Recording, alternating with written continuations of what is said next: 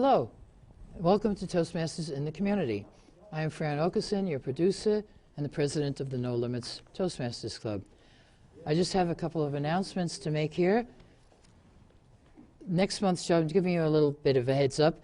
Our February show, the first show of the first meeting, will be all about the Boy Scouts of America, and I hope you'll enjoy that and let your friends who have Scouts in the family know about that. On March 4th, our first meeting in the morning will be a celebration of the 90th birthday of our famous Staten Island artist, Gregory Perillo.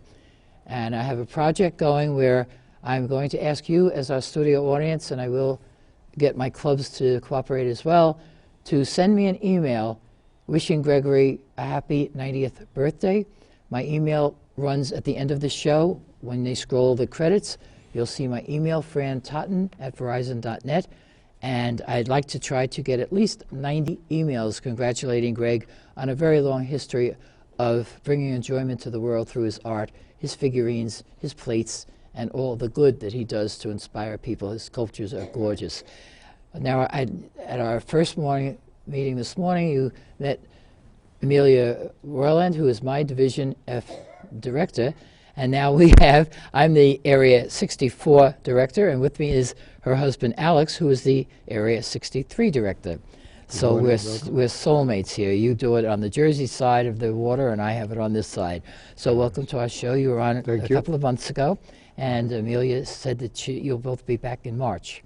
So I hope you'll be here to meet Gregory Perillo. I'm glad she vouched for me, yes. Yes. Well, that's what husbands and wives are supposed to do. For sure. So let's get this show started. I always do the first speech to let everybody else sort of get used to it, and if I make mistakes, it makes them feel better that they can also make them. I'm doing an educational speech, and it's in the video training on the internet. And what I have to do is have 3 separate evaluators. They each have an evaluation sheet where they'll pick one item and give their 30-second evaluation on the speech. My title today is The Basic Communication Manual. We have a couple of new people joining our clubs on Staten Island, and I thought this was a good way to introduce them to how to go about working the basic manual. I call it Honing New Skills. So let's just very quickly. The first speech in the basic manual, when you do decide to join a club, is the icebreaker. You introduce yourself to the members of the audience or your fellow club members to be. Second speech is organize your speech. That just means that you can talk about anything you want, but you need it to have an opening, a body, and a conclusion. Get to the point. Some people are doing that speech today. Don't ramble. Don't meander. And I put there DTM. It doesn't mean that I'm a DTM, which I am. It just means that my friends a long time ago said DTM for me meant don't time me. So I try not to go over time. Fourth speech is how to say it. It means use proper grammar, use proper word usage. Number 5 is your body speaks.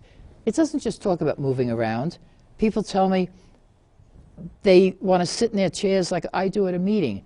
I have a reason. I'm disabled. I use a rollator when I have to go to some of my meetings because there's too much walking. Just because I sit doesn't mean that everybody at the table should sit. Do what you know is right. Also think about the people who are disabled. Sometimes we have people with bad afflictions. We're happy that they can get to the meeting, and we do make adjustments for them. Now, vocal variety is funny. And I'm going to hold up my prop for vocal variety. And let me tell you a very brief story. I love peanut butter. I could live on peanut butter and water to wash it down. And one year I said to Peter, I just hate to put that spoon all the way at the bottom of the jar and get peanut butter all over my fingers. So for that Christmas or birthday, he wanted to get me a teaspoon, an iced teaspoon. And the only thing he could get on Amazon was 24. So I have 24 of these iced teaspoons. There's no way I'm going to wear them out. I have 3 in the kitchen drawer, and maybe I'll give them to 24 people who might like peanut butter as much as I do. But I brought that to just show you that when you have a son who takes you at your word and you want a teaspoon to dig out the peanut butter, if it comes in 2 dozen, he'll buy the 2 dozen. Also, number 7 is research your topic. I love that speech. You can research anything at all. A few years ago, I was doing something on the president's desk with President Kennedy because I noticed the president's desk is closed in the front. And when JFK became president, he had them take out that insert. That was put there for Franklin Delano Roosevelt's presidency because he didn't want people to see that he was paralyzed and he had leg braces or whatever. So he had it closed off. JFK had it opened, and there's a famous picture that you really can't make here. With little John boy used to sit under the desk and watch people come in to talk to his father. Another thing, that's the main thing on that. All right, number 8 is visual aids. There's another speech. You can get out of so many problems if you have something to show and talk about. It takes people's minds off what you're not doing right. But I brought a couple of things because I am cleaning out boxes. This is called Speaking of Good Taste. When we started the Staten Island Toastmasters, we decided to have a cookbook made. Got permission from California, and we sent this to all the members. And my son put this cookbook together. We sold it for $3. And when I looked, it was dedicated to Sister Alma Wedge, who started the Richmond County Club 41 years ago. And in the back, I realized that I sent an invitation to Bob Barnhill, past international president of Toastmasters International, and he wrote me a letter and said, I don't cook, I just eat, but Janet's a wonderful cook. She said she'll send you something. And she sent me some, her aunt or her mother's famous chili. And she said, don't share it because it's a family recipe. And now with the internet, I don't dare let anybody even look at this book because they may then take it and go and walk away with it. What else did I bring for props? All right, you can get, there's so many things that you could do with things. If you're like me, I get calendars.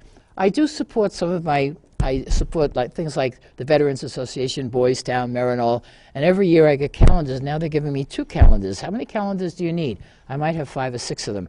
But I've noticed lately that if you get calendars from these organizations, they're full of things that happen on certain dates. This isn't that much, but one of them that I have, it has famous things, bills that were passed. On the back here is service record of soldiers in the different wars and what service record, the times that they served and where they served. Yeah, here's one. Almost every day has something historic on these pages of this calendar, and I have this on my desk because I don't have to worry about making speeches. All I have to do is just turn the page in a calendar and get 3 or 4 ideas for a research the topic speech. Bits and pieces. Here's well, that was number 9. Oh, healthcare proxies. Sometimes you can have a guest at your meeting or someone who's an authority about something. A few years ago, Anne-Marie McDonough, a nurse in Staten Island University Hospital, brought somebody from the health department in the hospital to our meeting. And at the end of his speech, he gave out healthcare proxies. And he gave us in English and in Spanish. And one of these days, Peter and I will fill this out, but he knows my heart is in it. And I just recommend it. You can bring a guest to your Toastmasters meetings or any meeting you have, and that will work. You get I get this bits and pieces all the time, with little inspirational sayings in it. Another thing I do is I have pictures. These are my first 2 cats. That's Samantha, and this is Chappie, her son. They're both gone. And, of course, there's always my good friend Greg Perillo, who wanted to see one of my paintings, so I brought this to his house, and he was very flattering about one of my first oil paintings. And we will be seeing Greg on March 4th at our meeting then. So going through the basic manual, don't let it stump you. There are so many things you can talk about, and you always can receive a mentor at every meeting. All right, so that's the end of my speech with a lot of little goody ideas for people. And that's that, okay? All right, so let's move on. I didn't see them go for the second light over there. Okay, thank you. I guess everybody else left because I don't hear any applause. All right. Oh, Alex, I put you second this time. Okay. Right. Alex, you're doing speech number 2 in the Entertaining Speaker Advanced Manual, Resources for Entertaining. Oh, you could have used any of my resources up here, I guess. You got your own? It's actually different, but okay. Okay. All right. All right, so your evaluator is Lucy Kahn, and your title is Privilege, Change the World, Change the Attitude. Let's all welcome Area 63 Director Alex Voiland. Hello, everybody, friend, audience, viewers. The word privilege. What I think of the word, or at least what I thought the word is somebody who are born with the spoon. This happened to be a silver spoon, and if you're born with it, then you don't need luck, you don't need anything. You're good. You're privileged. Well, when I came to this country, I did not know what privilege is until I got here. And I saw a lot of people around me who I taught are born with a silver spoon. It took me many, many years to realize that I had to work for this spoon, and everybody else around me had to work for their spoons. So back to the word privilege. When we left the country, we left all our holidays behind. And the previous show was about holidays. One of the holidays that we left behind was November 7 and 8, which is the day of a Russian Revolution. Imagine. I don't know if they still celebrating that holiday. But it was in November 7 and 8. And in exchange, I got a new holiday in November, Thanksgiving. My first turkey I received from my boss. It was about 40 years ago. I brought that turkey home, gave it to my mother, and my mother said, "What are we going to do with it? It's a big turkey." And then she said, "You know what? Let's invite some people." And we did. Well, 40 years later, we're still inviting people. My mom is no longer with us. But the amount of people keep growing. And now I got all the way up to almost 50 people coming to my house on Thanksgiving. And the tradition continues. Some of the people would walk in the door and yell, 27, 32. That means 27 or 32 years consecutively that they would come to celebrate Thanksgiving with me and my family. Tradition continues. But back to privilege. From November 7 and 8, or Russian Revolution, to Thanksgiving in November. The privilege is all mine. And I'd like you to use this word, privilege. Change it up a little bit. And if you can put this word in front of anything that happens to you in your life, it will change your life. Try it. Put the word privilege in front of a lousy job that you have.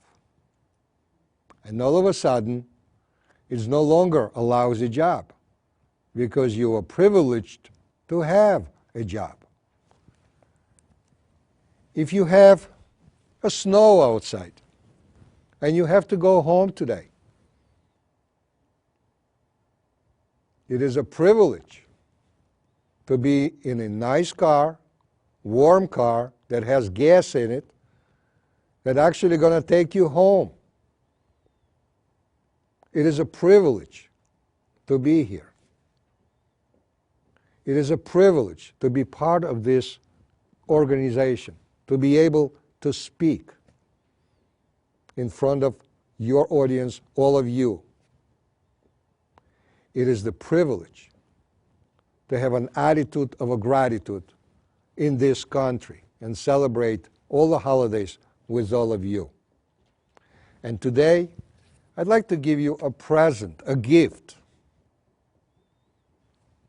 Privilege. And it is a privilege to be able to give this gift to all of you today. Thank you. Thank you very much, Alex. It does put a different spin on a word. Very, very nicely done. Thank you. Our next speaker is Joan Maurizio. And Joan, you're doing speech number 3, Get to the Point from the Basic Manual. Paul Sharp is your evaluator. And your title is Words of Encouragement. Let's all hear from Joan Maurizio.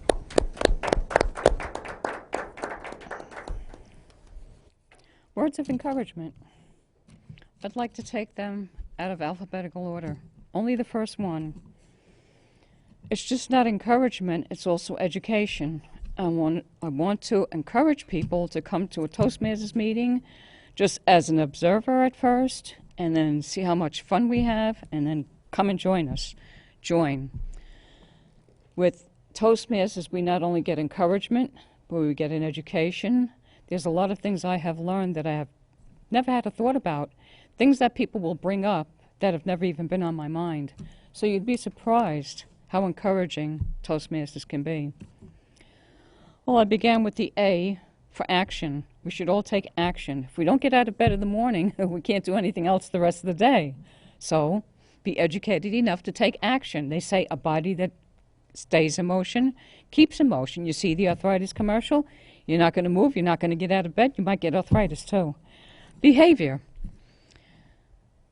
Somebody asked me one time when I was on my job, why are you working so hard? Your boss went home about 2 hours ago. I said, because God is watching. Well, that shut everybody right up and put them on notice. You never know who's watching. There's cameras everywhere. There's those little black domes that face down. They're all cameras.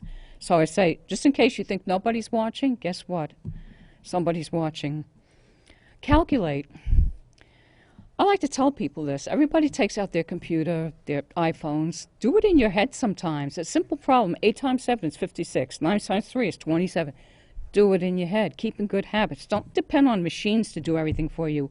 One day, the machines are going to go down. I'm going to say, oh, what's 9 times 3? 1, 2, 3, 4, 5, 6, 7, 8. And then you'll be counting on 9 fingers 3 times. Don't do that. Think about it. Dedication. And this is what I've gotten out of Toastmasters. It's not just dedication I might have, but I see the wonderful dedication that other people have had. I can't get over how loyal some people are. They could be miserable and they stayed home all day, then didn't do a thing. Wow, today's a Toastmaster meeting. I've got to put my clothes on. I've got to get out. So it's a very dedicated opportunity for anybody who is a Toastmaster. Then there's the fun in life, and I guarantee you if you're going to Toastmasters, most of the times you'll have fun. Somebody's going to give something funny in a speech, or something funny is going to happen that they never planned to have happen. G is for generous. Be generous as much as you can. That does not mean money. If you don't have the money to buy somebody a gift, you can make a gift, or you can ask a friend of yours to make a gift and do them a favor, or give the gift of time. The most generous people in the world are the ones that give all their time, and they say, just ask the person in church that does the most to do something, and they'll add that because they're very generous with their time as far as their church goes. Happy. And it's not too difficult to be happy. I sign my name at the end with a smile face and a sunshine burst. So no matter what happens that day, as long as I write my name and my signature, I'm going to be happy. But this is what people have to think about. I do something to make myself happy every day. I watch right this minute on TV, and it shows so many things about pets, pet rescues. I just love the show. I think it's great.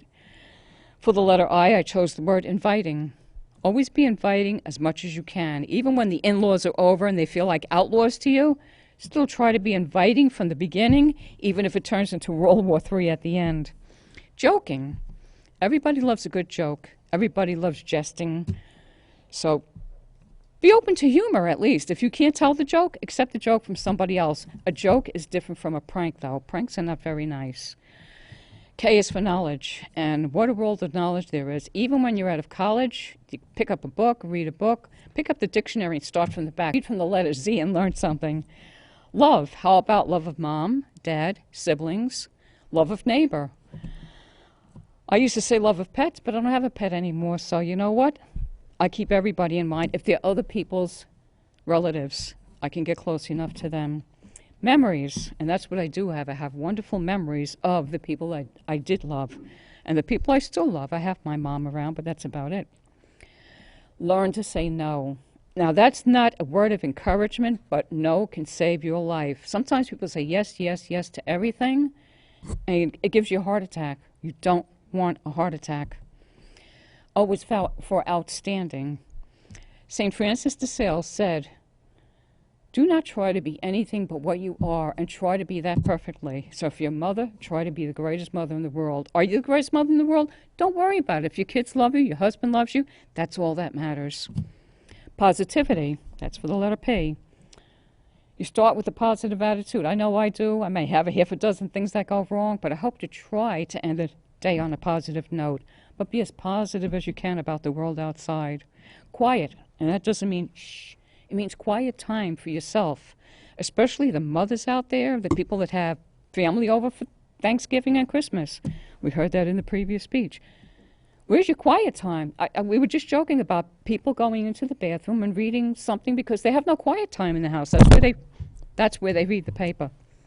Resist. Resist temptation. Calories. Resist disobeying, especially if you're driving. Ticket. That's ticket time if you disobey the law. Resist is a good word because it'll save you a lot of money and a lot of trouble, and it'll save you health. Steps. And it doesn't have to be steps to anything in particular. There are many ways to use the word step, as in taking steps to make yourself a better person. But I want to say, if it's snowing outside today and you can't get exercise, if you've got a basement, walk up and down those steps to the basement. If not, maybe you have a stationary bike that's collecting dust. Takes those steps to take the exercise. Truth. Now, I could give you one great example of truth. There's no truth in the weather today. I heard on 2 weather reports that it was not going to snow until noon. And you know what?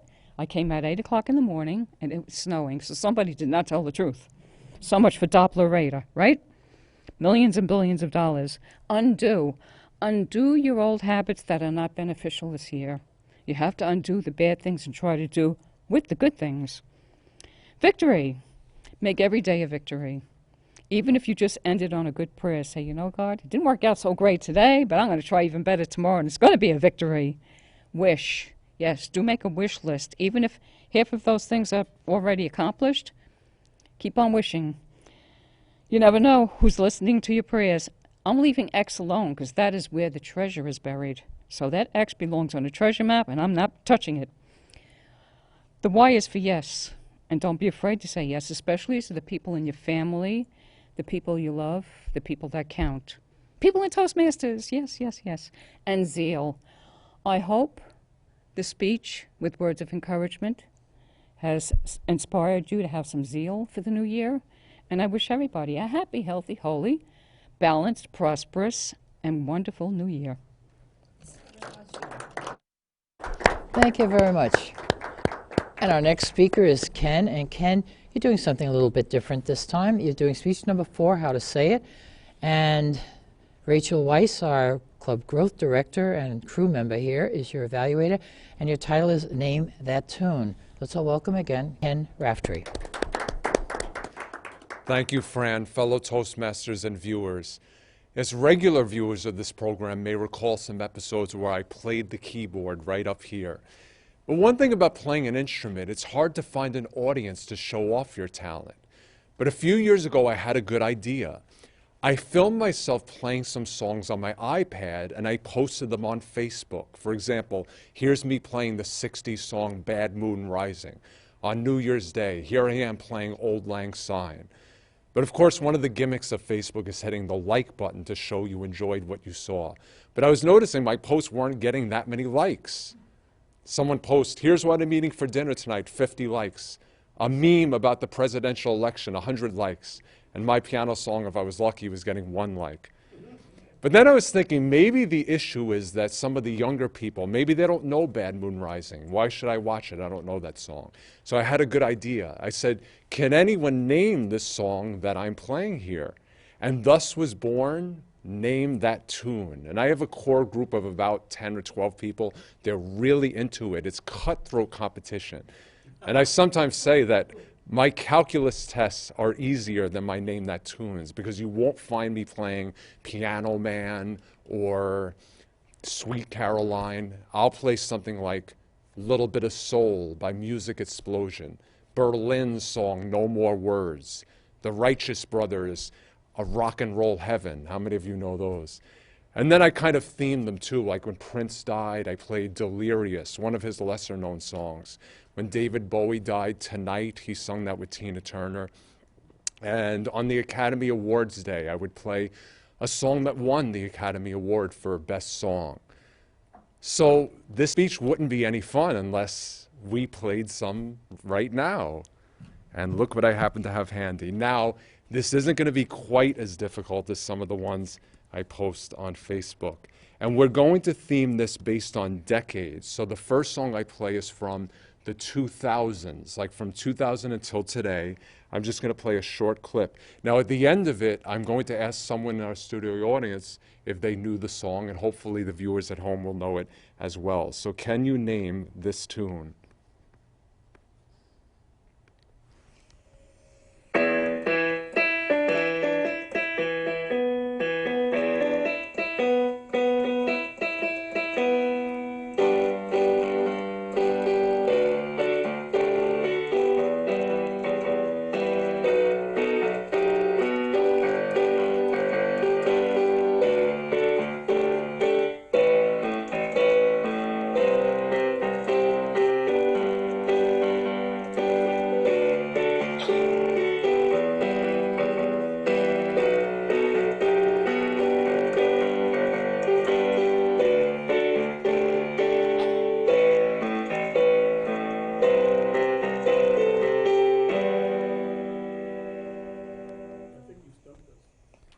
Maybe not. Does anyone know it?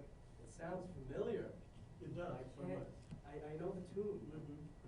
Like it's something like da-da, like Yes, that's it. He's right. It sounds Well, familiar. hopefully someone in the audience at home knew. Well, the answer is X's and O's by L. King. So could you please look it up on YouTube and watch it now? Well, we'll say that the people in this room are too old to know a song like that. Sorry. Okay, well, thank you. Okay, next song is from the 1990s. Let's see if anyone could recognize this song. Okay.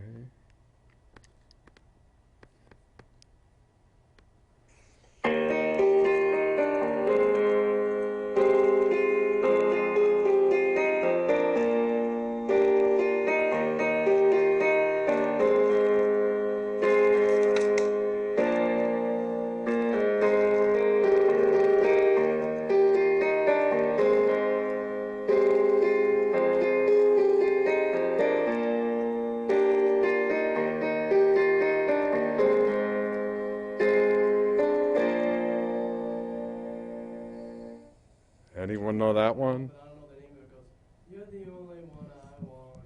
Something. Yeah, he is right. I don't know the name of it though. Okay, well, the title of the song is You're Still the One by Shania Twain.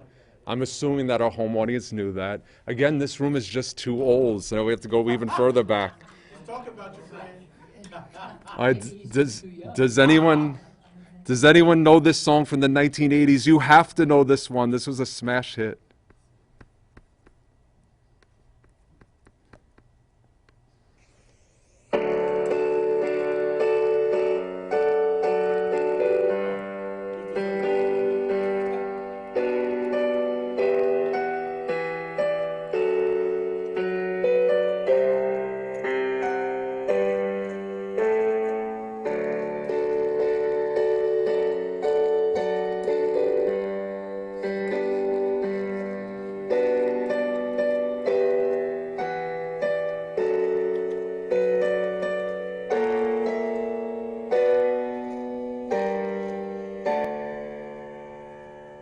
Although I am going to disqualify Kevin for yelling out, in my classroom, we don't do that.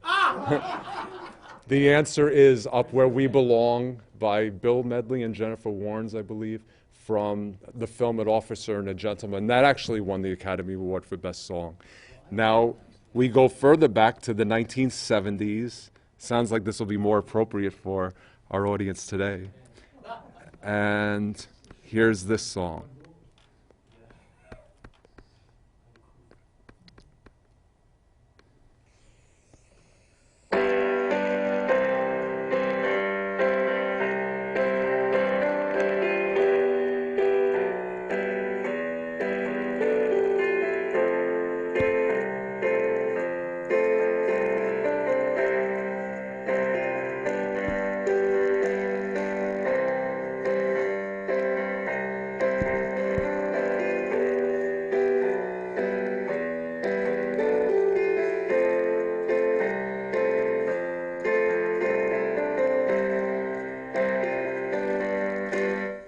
I see Joan with her hand up.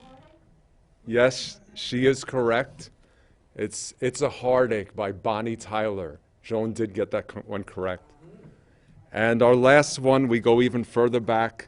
This is from the 1960s. Now, this was a #1 song. It may not be known by today's youth, but it was #1 back in the day. And here we go.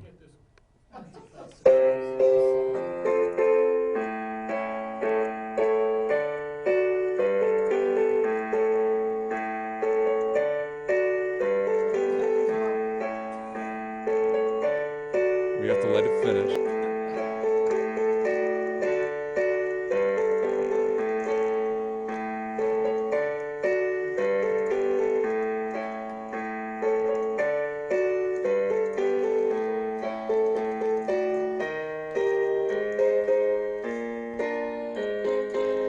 Well, how about the person who knows has to sing it?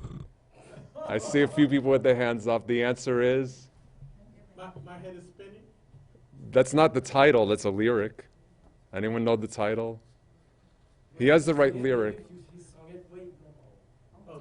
Dizzy by Tommy Rowe. He says, I'm so dizzy, my head is spinning. They actually say this song has like the most key changes of any song ever written, at least in the pop music world, I'm sure. So I hope you enjoyed it. I would say most people here would not want to be Facebook friends with me because they just don't have the music knowledge to cut it. But if you at home enjoyed it, find me on Facebook. But I'm warning you, it would be a lot harder than these, trust me. Madam Toastmaster. The next speaker is Kevin, filling in for someone who couldn't make it today with all the snow. And Kevin, I'm getting older and older. The cost of what? What? Conflict. Oh, thank you. I knew that all the while. Kevin is doing speech number 3 from the basic manual. Get to the point. Amelia, Alex's wife, is his evaluator. And the title is The Cost of Conflict. And thank you for always coming to the meetings with something in your pocket as a pocket speech. I appreciate it. Madam Producer, fellow Toastmasters, welcome guests and folks at home. Do you have a problem with difficult people? Do you work with somebody that just makes you angry for no reason at all? Now, I know I can't see you, but I'm going to ask you to raise your hand. If you ever have dealt with a difficult person or work with a difficult person, raise your hand. All right? Now, for those of you in the studio audience and here, and those of you at home that have not raised your hand, I have a secret to tell you. If you didn't raise your hand, you're the difficult person.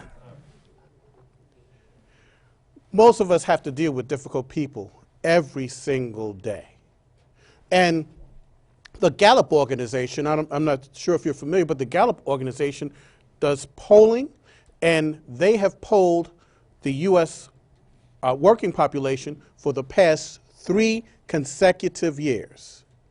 That employees, 1 out of every 3 employees, feels engaged at work. That means that 2 people out of every 3 don't feel engaged. So what does that mean for you? So if you feel engaged at work, that's great, but don't look to your right and don't look to your left, because you're probably sitting next to somebody who is not.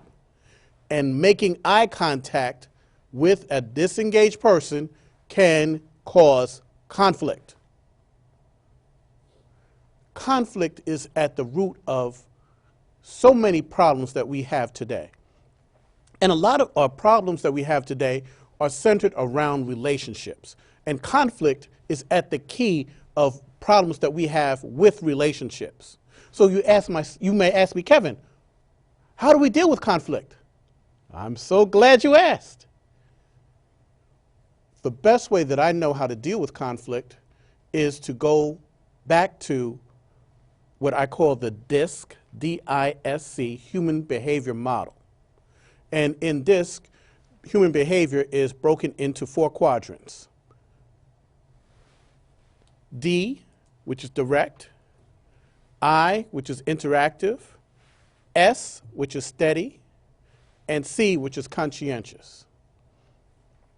And the most important part of understanding the DISC human behavior model is that people, you and I, are all categorized within that DISC model. And depending upon how you look at the world and how you see the world will determine how you fall into that model. In addition to that, so I'd like to put this model on the side for a minute. In addition to that, Bruce Tuckman was a professor at the Ohio State University, and in 1965 he came up with a model of group dynamics, and it's a hierarchy. It looks like a pyramid, and on the very bottom it's storming, and then right above that is forming, right above that is norming, and that at the very peak of the triangle is performing. And this is the scale of dynamics, or group dynamics of a group. When you're in storming, we are in conflict. We're not getting along, we're not understanding each other, we're not communicating together, we are knocking heads.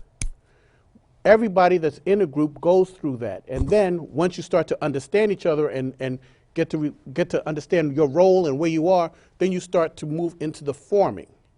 And then once you start forming and you understand your goals, you have a common goal, and you see each other in the same mindset, then you go up to norming. The problem is, in our culture, we are stuck between the forming and the storming stage. We very rarely get into the norming. And that's where the DISC model comes into play. If you understand the DISC model, what the DISC model does is help you understand communication. I'll give you a quick example. So in DISC, I'm a DI. So when I'm presenting, I'm an I, and when I'm working on a task, I'm D. So an I is interactive, and they like to have fun, and they smile all the time. A D is direct and looking for results.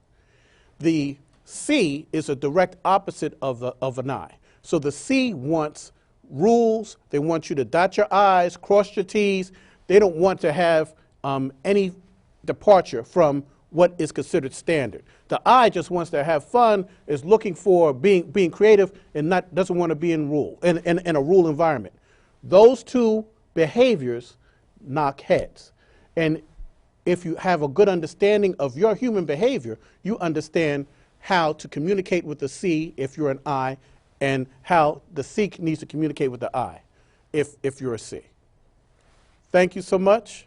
That is the cost of conflict in communication. And thank you so much for filling in. Now we'll get ready for the evaluations. All right, I was the first speaker, and I have 3 evaluators. Would they each come up and each one take 30 seconds of that minute and a half, please? Chop, chop. Kevin? And Kevin again, please, to fill the roles. All right, Kevin, the question is marked for the person who couldn't come. Right, would correct. you just answer that question, please? Thank you. The other, Ken, would you please come up and be ready? Thank you. I'm looking for the clap. Okay, good. No conflict there at all. No, not at all. Just ask for what you need. One thing that I'd like to point out, which is a hidden truth about Fran and the presentation that she talked about today, is the humor. Now, if you were paying attention, you noticed that there was humor throughout what Fran talked about. The spoon and going into the peanut butter was hysterical, because I can just picture this peanut butter on Fran's hands and it being sticky, and she doesn't want to have anything to do with it.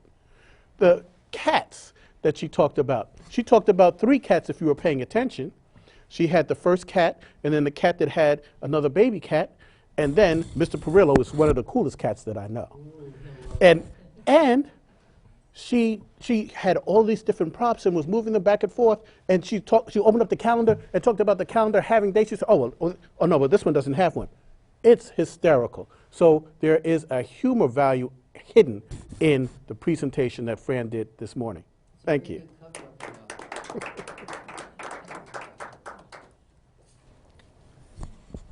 Yes, hello again, Fran. And my job was to speak about how she did as far as the voice gestures and facial expressions, and she did a great job here.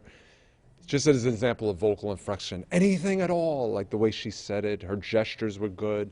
With all the props she had, she was constantly moving her hands. And she always has a reassuring voice. And, you know, Fran's speaking about this manual. You know, I mentioned Piano Man earlier. That would be like Billy Joel speaking about Piano Man. He's probably played it 1,000 times. She's done 1,000 CC manual speeches, so it's like second nature to her. And it showed in the speech.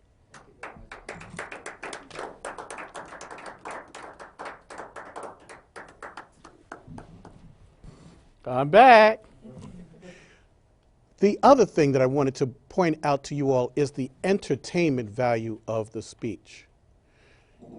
It's important to be able to communicate information, but to have that information be entertaining. That way it could be retained by the listener. And that was one thing that Fran made sure that you all received in having the different props, using the humor with them, and going from one thing to another. So your eye was constantly moving, saying, well, what is she going to do next? I have no idea. Oh, what is she talking about now?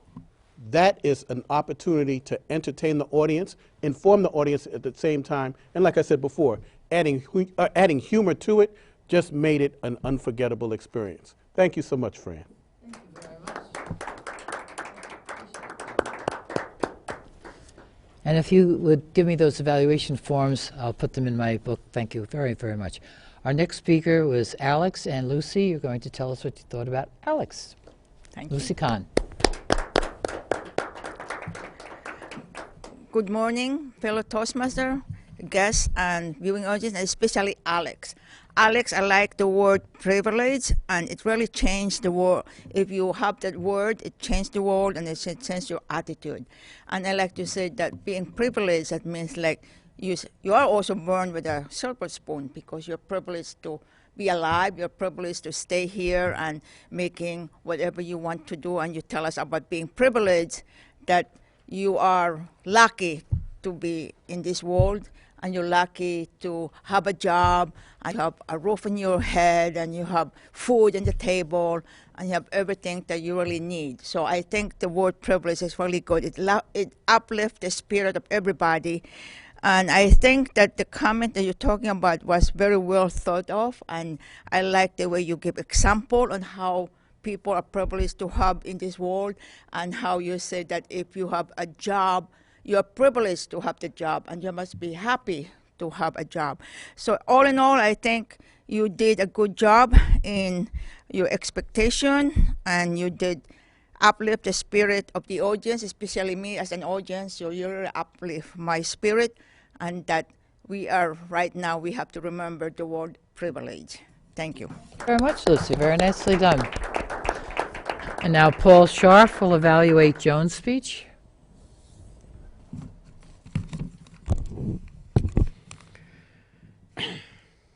Madam General Evaluator, whatever you are. Right now, yes. Go Right ahead. now, you're General Evaluator. Right, I'm evaluating. Right. Joan, words of encouragement.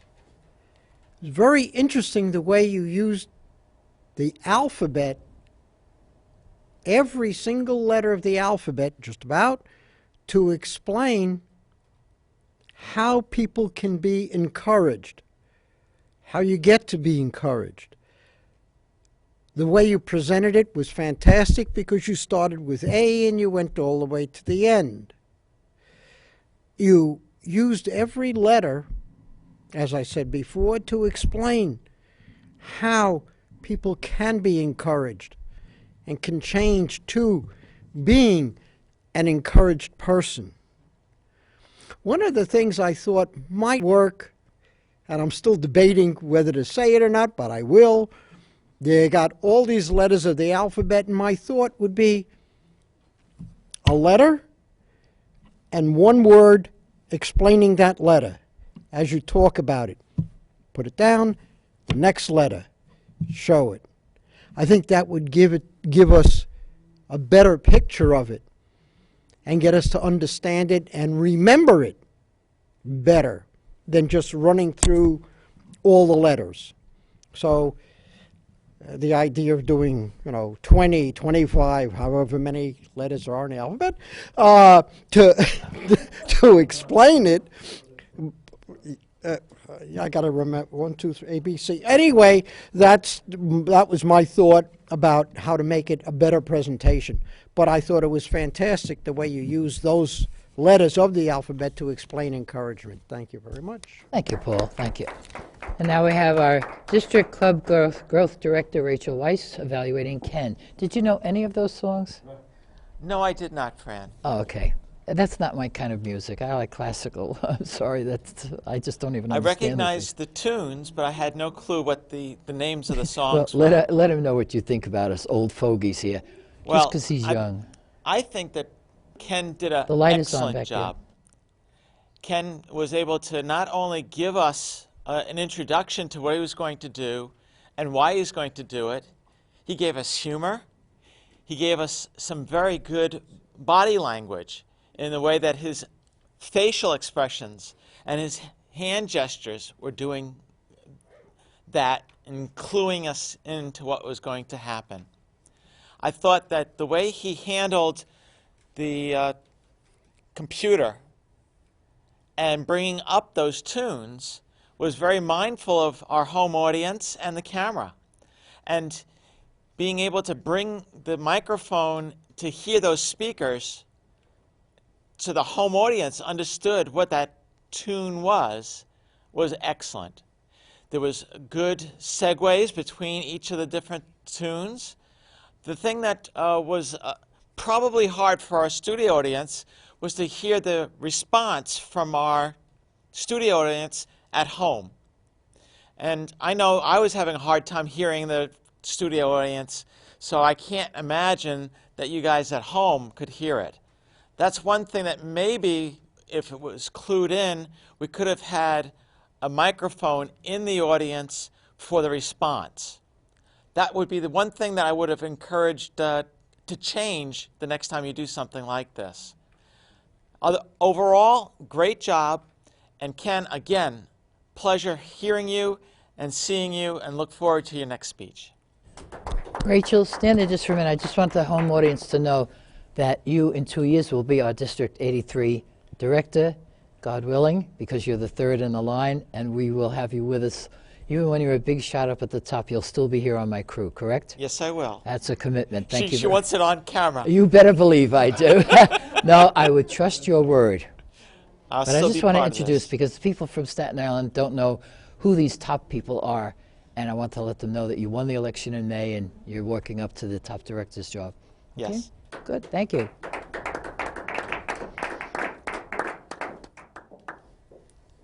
And now, who are we?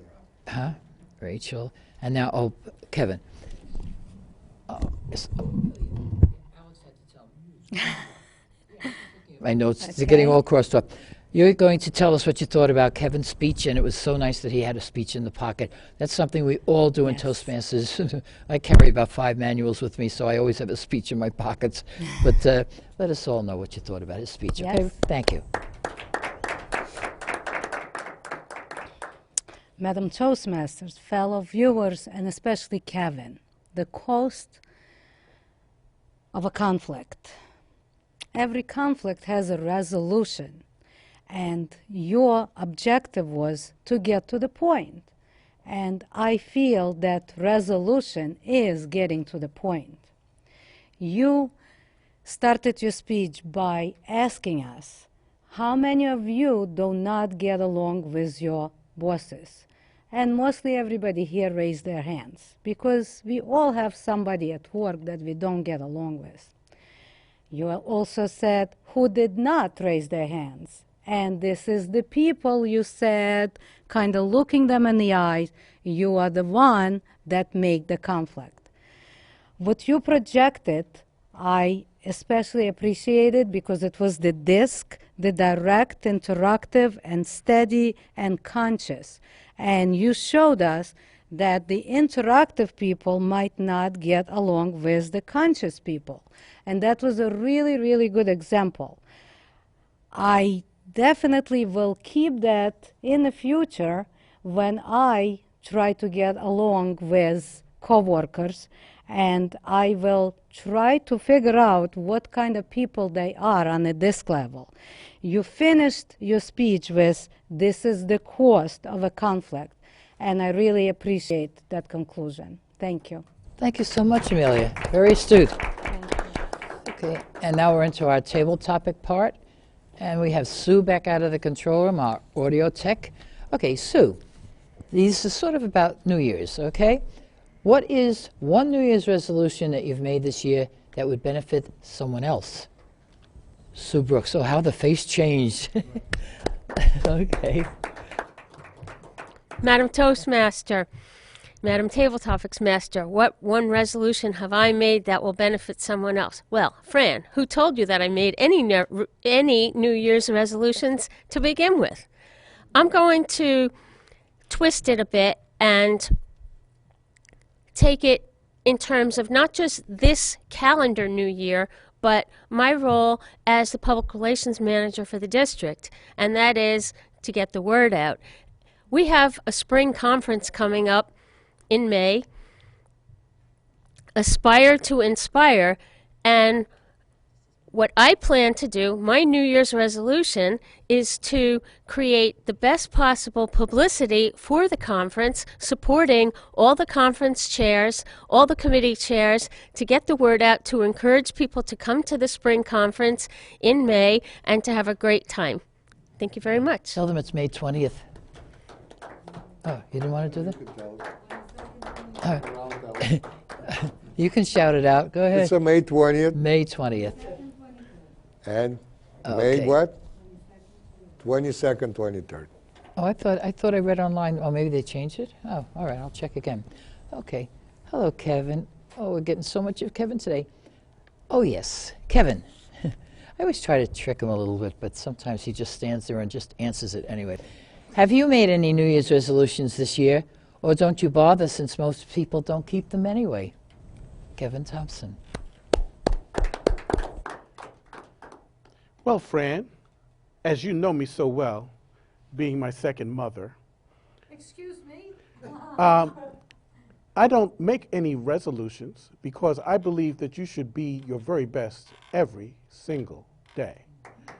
And so to make a resolve is counterproductive. If you're not being your best every day, then you're not only cheating everyone else and everybody else's life that you touch, but you're cheating your own, which is, I guess, to me, is even more important. So I don't make a resolution, but I resolve to do and be my very best, and even more importantly, to help others do and be their very best. And the secret is that's one of the reasons why I'm involved in Toastmasters, because as a club member or even in club leadership, I get to work with people and help them be the very best that they can every single day. Much, Kevin. I'm more impressed with your response than with my question. All right. Isaac, hello. We let you out twice today. Isaac, all right. What is one thing you'd like to accomplish this year that you've never done before? Isaac Galinovich. When I walked into this room at the beginning of our shows, like in the morning, I told Fran, I said, I made a resolution to drop 50 pounds. And what I did, I gained 10. So now I'd like to accomplish, which I could never accomplish before, drop 60 pounds. Well, you'll see me again throughout the year. We'll see how I'm going to accomplish what I couldn't never accomplish before. Thank you. Thank you. And when you do, you'll come back wearing a tuxedo, correct? Yes. Okay. All right.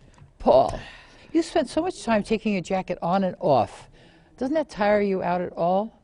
It's freezing in here. You should keep it Say on. that to Al. Say that to. No. Say that to Rachel? whoever just walked out. That way he can lose Isaac. weight. Oh. Because that keeps me trim. Oh, okay. Don't I look trim? Oh, yes, you do. Yes. I'm very proud of you, Paul. Here's your question. Did you do anything special on New Year's Eve, or did you fall asleep before the ball dropped in Times Square, like I did? Paul Scharf. Madam Table Topics Master, fellow Toastmasters, and audience. I did something different this year. As many of you know, my wife passed a couple of years ago. This year I did go to a party. It was the first party since. And it was okay. I went with a few people, met a few people, enjoyed myself some. I did stay up to see the ball drop. That I did. Nothing funny this time. Just the answer to your question, did I do? Yes, I did. I went out. First time in those couple of years. But anyway, it was nice. The ball dropping is always exciting. Now, this year was even more than in past because of the way the ball was physically put together. It was really neat. I enjoyed that part of it. That's it. Thank you very much, Paul. Yep. I had every good intention, and I dozed off, and I came awake just as they were all clapping about the ball, and I missed it hitting. Anyhow, Amelia, You back again. Boy, I'm giving you a workout today, the two of you. I have to work with more couples That's because so we get a lot of work out of you. All right. What was the most fun you ever had on any New Year's Eve in your life, Amelia or Elaine? Gives you so many choices. Fellow viewers, this New Year's Eve, this past New Year's Eve, just comes to my head because this past New Year's Eve, my husband and I, my daughter and her husband went to a wedding. And I think I had so much fun at this wedding. Why? When we pulled up to this beautiful venue at Westmount Country Club, all the trees were lit up. They were lit up in these blue and gold colors. And when we walked in, there was still this beautiful tree, evergreen, that was beautifully decorated. Everybody was beautifully dressed up. The bride looked gorgeous. The groom was so loving. My daughter and her husband were there. My husband was there. We had a family New Year's Eve affair. It was a beautiful night. Thank you. Thank you very, very much. We're almost out of time, and I know Paul's going to do an Irish jig back there if I don't close up. But folks, please remember that I have 24 seconds on the clock, 23, 22, 21. Just remember that if you know of Gregory Perillo, if you have one of his paintings, or remember he was the Indian artist for many years, now he's scoped out to doing so many things. His sculptures are all over the world. He received a gold medal from Khrushchev a few years ago. So please send me your emails and we'll present them on the March show. Thank you all for coming to Toastmasters in the Community. Thank you both. Thank you. Thank you very much. We'll see you in March, I put down.